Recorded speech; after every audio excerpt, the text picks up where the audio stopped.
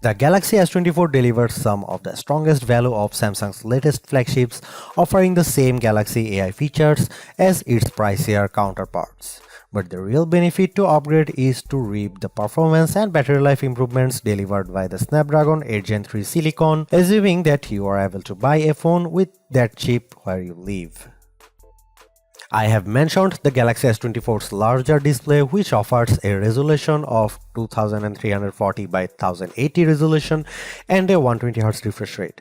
But besides the modest increase in size from the 6.1-inch panel on the S23, the biggest addition is a boost to the screen's brightness. Like the rest of the new lineup, the Galaxy S24 promises a maximum brightness of 2600 nits. I have to say our lab testing didn't come close to the theoretical maximum, which was probably achieved under very controlled circumstances. Still, the 1416 nits it reaches using a light meter and with HDR enabled is nothing to sneeze at.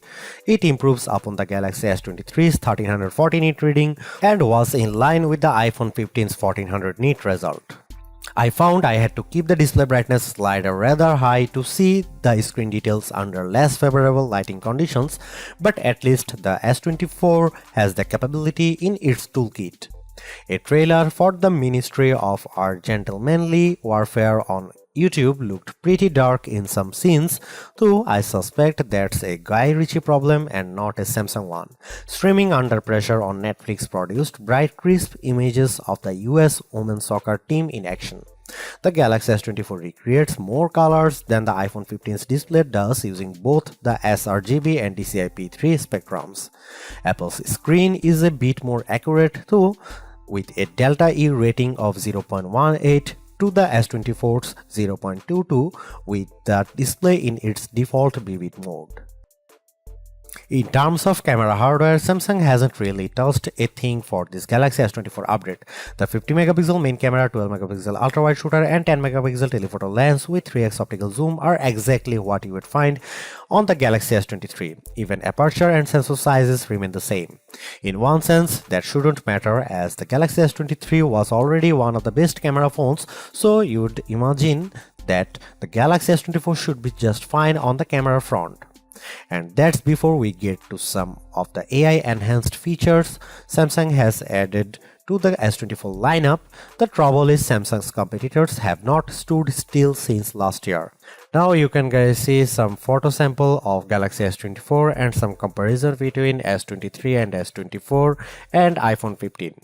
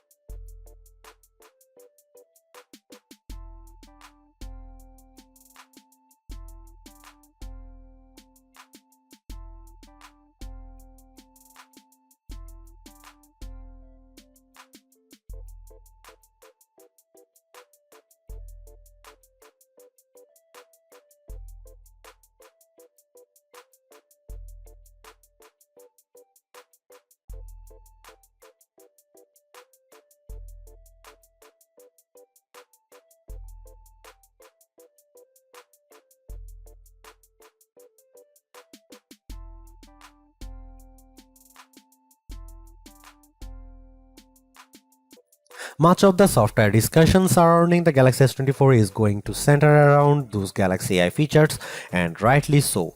But let's not overlook a big change to Samsung's support policies with the introduction of this phone.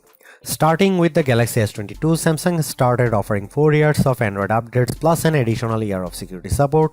The Galaxy S24 expands that to 7 years across the board, meaning your S24 will still be getting Android updates through 2031 if you hold on to the device for that long.